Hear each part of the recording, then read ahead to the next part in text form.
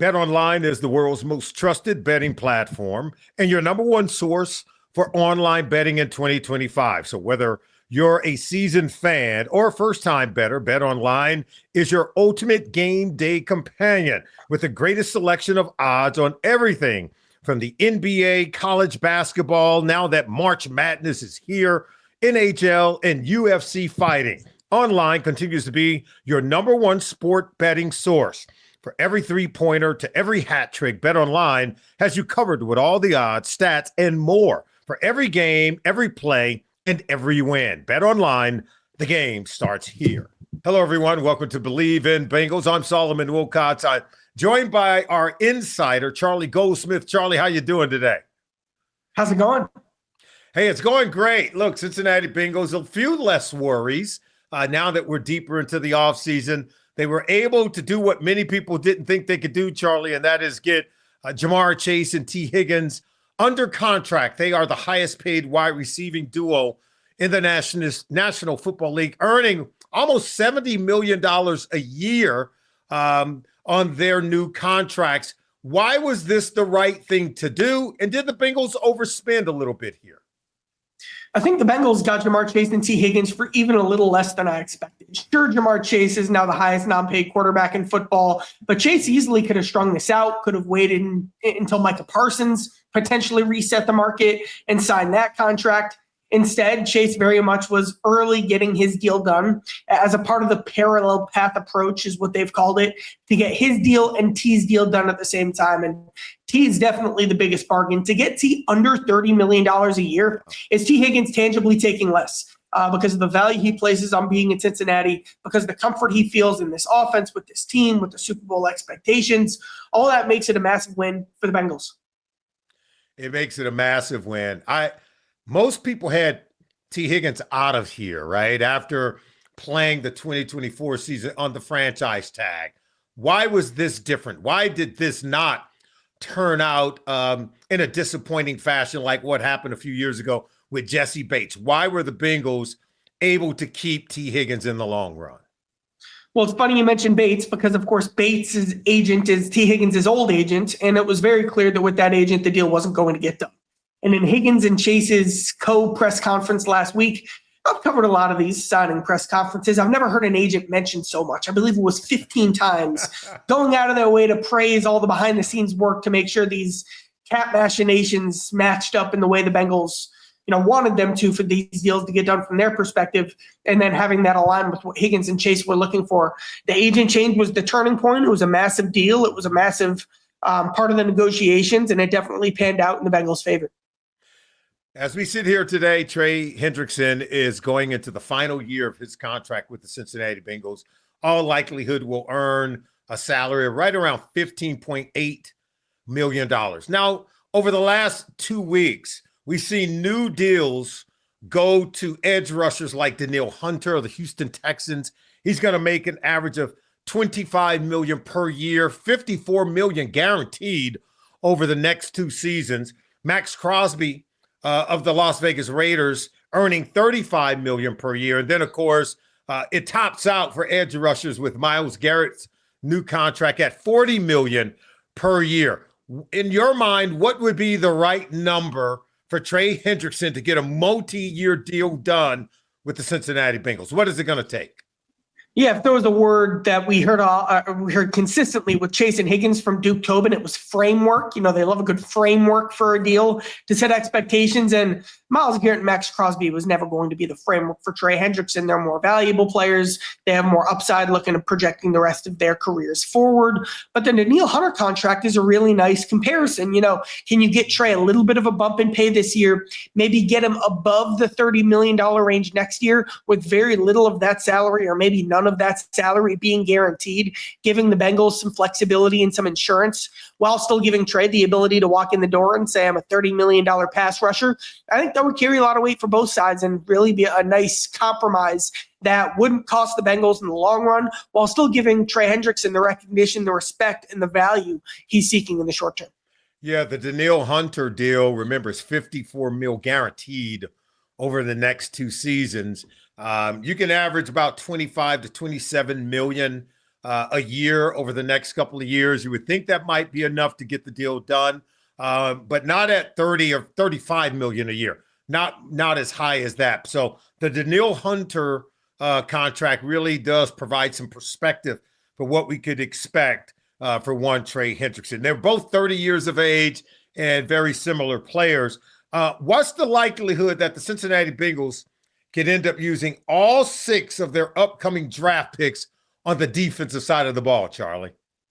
Well, the Bengals badly need guards. And it's funny, like, a popular name is Xavier Watts. Al Golden coached him in college. Yeah. Let's just bring in Xavier Watts in and let him be that free safety in Cincinnati. Well, one, you're now pinning your whole second-round strategy around one player. And 2, they probably also could use a second-round guard, linebacker, cornerback's always going to be something they look at. If they take an edge rusher in the first round, they'd really need a defensive tackle in the second round. It could go vice versa. The Bengals have 5 different positions that they'd like to use their second-round pick on. And, of course, they only have 1. So that's my way of saying I see the Bengals actually using more than 6 picks this year because of how many needs they have. I think in that second, third round range, it makes too much sense to trade back from one of those spots because you look at what the Bengals absolutely desperately need. They need at least one edge, defensive tackle, linebacker, safety, guard, running back, and they'd like a tight end in this class. So that pretty much gives them no flexibility at all with the amount of picks they have. Definitely makes a lot of sense to see if you can find a chance to get another. Yeah, 6 picks. They probably want to collect another. There's no doubt about it. The last 2 years, they've used their first, second, and third round picks on defensive linemen. Myles Murphy, a former first round pick in 2023, and then in 2024, Chris Jenkins and McKinley Jackson. They used a second and third round pick on interior defensive linemen. How much more could we see them add to this defensive line, despite having used a lot of high draft picks over the last couple of years to try to get this defensive line the players they're looking for? I'm definitely leaning strongly towards the first round pick being on defense, unless the perfect guard. And I know some of the names, but I haven't dove too deep into that specific guard class yet to get a full evaluation of what they'd be. So sure, they'll be on the board, but I'm really expecting defensive fronts unless one of these safeties falls to pick 17 where the Bengals are. But defense certainly in round 1. On day 2, they'll have to get a guard in some capacity because they haven't addressed the position aggressively at all in free agency. They can be drafting a day 1 starter at guard on day 2 of the draft. But aside from guard, it will heavily lean defense with their needs being, again, end, tackle, linebacker, safety. And then, yes, they'd like a guard and they want 1 third-string running back, but the overwhelming majority of where they will be using these resources on will be on the defensive side of the ball. So with that said, if Al Golden had his pick, maybe not at one player, but maybe one position, what do you think it would be? The Bengals just need someone who can rush the passer because now they're counting on steps forward from Ossai and Murphy, but Ossai's just on a 1-year deal. Obviously, Hendrickson's in his own category, which we discussed. And then the defensive tackles, B.J. Hill's had a nice career. He is not the pass rusher that he was 3 years ago. So anyone who could rush the pass, whether that would be at the tackle spot, a guy like Harmon, a guy like Nolan. Harmon's a guy like the most interior pressure in college football from the defensive tackle spot last year. He's a bit, he's less of the twitchier guy, but he is a true disruptor. You have some bendy speed edges, which the Bengals haven't had a lot of, but now those guys who would be in the first round class that the Bengals would be looking at, 1, there are conversations that you need to have about them off the field, and 2, their weight closer to 240 pounds. Is that too low where the Bengals would be willing to go? These will be the conversations we'll be having over the next couple weeks, but definitely pass rush would be the ideal lean with their first pick. Charlie, I'm going to ask you to play GM for a second. If there was one player in this year's draft, regardless of round, just in a perfect world, if there was one player in this draft that you could take and put on the Cincinnati Bengals roster, who would it be and why? It's a great question. like a Jamarr Stewart. You got the first defensive tackle out of Michigan, whose name's slipping my mind. Those two guys are your true plug and play, incredible athleticism from the defensive line positions. They'll be picked early. The Michigan defensive tackle is being mocked to the Jaguars consistently. Yeah. But those are the premium types of players that the Bengals are looking for. And once you get past those guys, it's guys with maybe a question attached on their resume.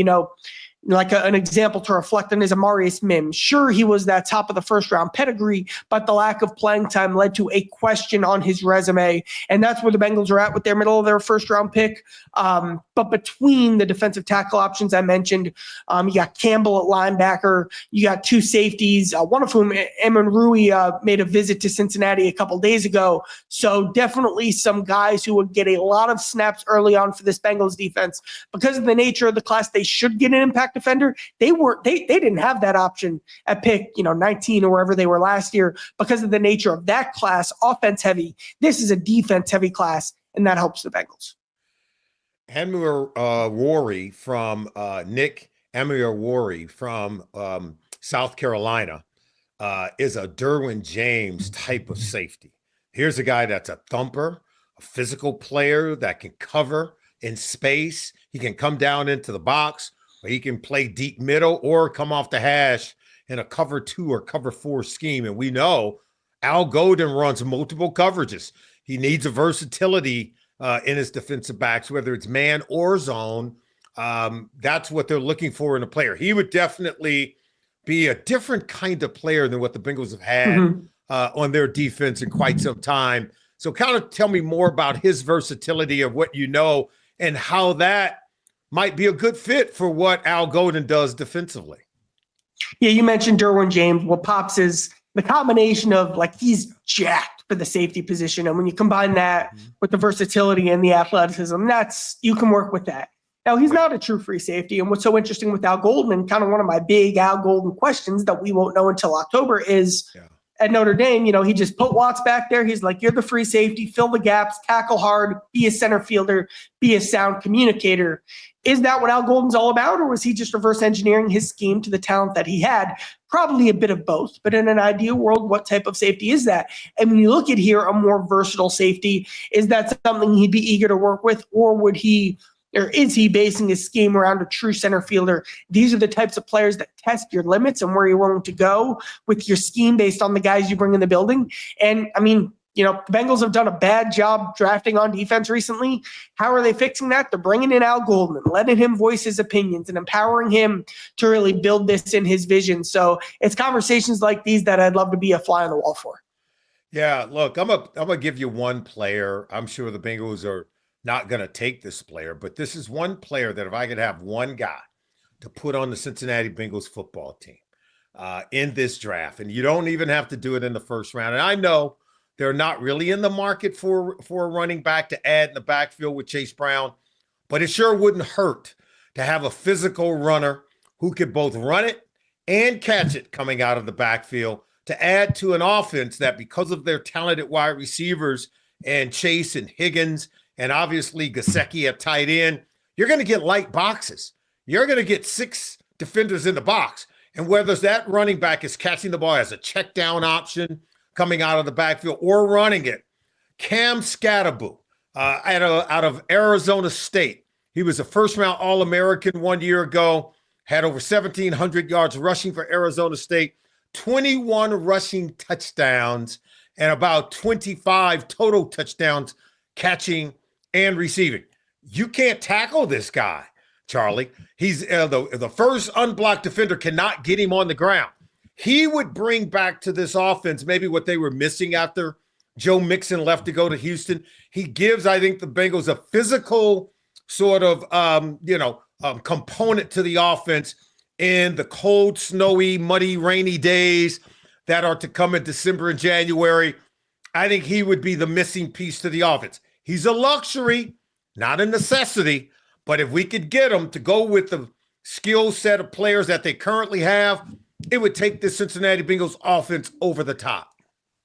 And that's where we get back to something we've talked about on previous shows, is how the Bengals have addressed free agency and left so many needs still on the table. You would have liked to have seen the Bengals be more aggressive at guard, be more aggressive finding another pass rusher, be it end or tackle, maybe even another safety in free agency, and take some of these needs off the board before you get, before you get to the draft. Last year, the Bengals were in a spot where, because of how they ignored run-stopping defensive tackle in free agency, they went into day 2 of the draft saying, we got to get 2 of these run stoppers, and them taking Jenkins and Jackson shaped their whole draft strategy. There were a million guys who, we could have said, the Bengals would love to be able to get on day 2 of last year's draft, but they couldn't because they still had a need. And unfortunately, that's where they're at this year. There are going to be a lot of guys who, they'd love to be able to add, who they just can't afford to because of their lack of aggressiveness, filling all of their holes through free agency. Cincinnati Bengals did sign a guard in free agency. Give me his name. Give me your thoughts about him. Lucas Patrick, who, I'm going to take a deep sigh. I don't know that that'll show up on the air, but imagine me taking a deep sigh. Lucas Patrick's the guy who's bounced around the league, who's been a career backup, who now he does check a lot of boxes, doesn't allow a lot of quarterback hits, doesn't allow a lot of sacks. You'll certainly take that. He's also a guy with some real close connections with the Bengals. He was in New Orleans, where the Bengals' current linebackers coach was last year. He was in Green Bay, where the Bengals' current defensive line coach had been and went up against in practice. His coordinator last year in New Orleans, a close friend of Zach Taylor's. Patrick's a real pro, a real culture setter, the kind of guy you know exactly what you're going to get when he walks in the building. When I turn on the tape, I don't see a plug-and-play starter, and he'll probably be competing for a spot when he walks in the door. He won't come in as a plug-and-play starter on next year's line. He wasn't asked to be one-on-one on an island a lot in New Orleans and Chicago, which he'll have to do in Cincinnati. It's not scheme crossover. New Orleans, how many, under center play action deep shots they took. Chicago built around a mobile quarterback in Justin Fields. So it's not like he's been in a scheme where you know exactly what you're going to get. He was kind of doing some different things. He's later on in his career. There's a lot of projection for someone who is later on in his career. I'd take Cody Ford over Lucas Patrick right now. And if they're playing today, that's Ford and Patrick at guard. And I'm not enthusiastic about that. That's why they'll probably have to use a day 2 pick on the offensive line. The defensive line, one of the unheralded maybe signings for the offseason during free agency is TJ Slaton. Previously of the Green Bay Packers. Your thoughts on him, and where do you think he fit into the mix on this defensive line? Well, this team's brought a lot of guys back, and, no disrespect to Oren Burks or Samaje Perine, but those are 2 backups. Slaton was kind of the big move they brought in. Slaton was, they said, was the guy they targeted, they needed, they've got to go add. That's the emphasis they placed on stopping the run. And yes, they need more pass rush. We'll be talking about how they need more pass rush for the next 6 months on this show. Yeah. However, Slaton is a guy who, an example is like the Tennessee game last year. I remember Tennessee, a terrible offense. They benched their quarterback that day. In the first half of that game, we're just running the ball right down the middle, and the Bengals had no answer. And even though they invested in Jenkins and Jackson, that wasn't showing up. The Bengals are saying, not again. And it wasn't just the Titans game. The Browns had that huge run up the middle in December. The Bengals had no answer almost against any rushing attack last season. The Bengals are saying, you got to be better. You need a pro. He has some dynamicness to him in TJ Slaton. He's a true guy who can hold up against double teams, which Jenkins and Jackson haven't shown they'll be able to do. Now, I don't think Slaton makes the run defense a strength, but he certainly, raises the floor of the run defense significantly. Doesn't show a ton of belief in Jenkins or Jackson, and it leaves the pass rush hole open. But he's the guy the Bengals went out and said, we need someone who can do that. The Bengals look like they're going to draft and maybe add another edge rusher to go opposite of Trey Hendrickson. But I want you to kind of give me a breakdown on why the Bengals, brought back Joseph Ossai. What are the expectations there? What are the expectations in 2025 for their former first-round pick, Myles Murphy?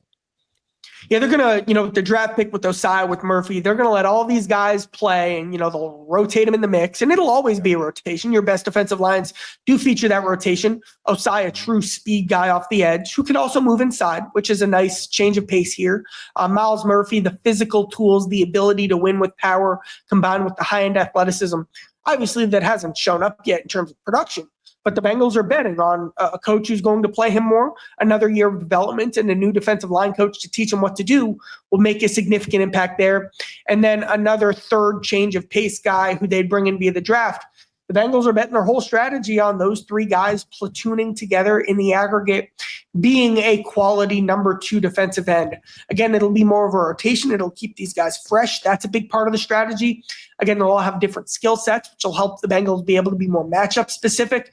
Again, they've all got questions too. Murphy had no sacks last year. Ossai hasn't been consistent, has been incredibly hot and cold.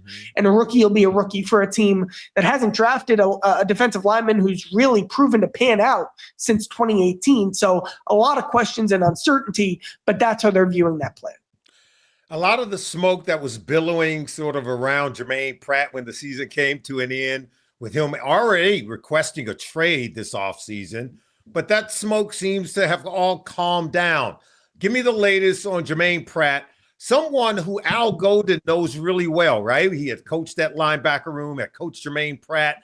Where are things currently with him, and do we expect him to remain on the roster when we head into the 2025 season?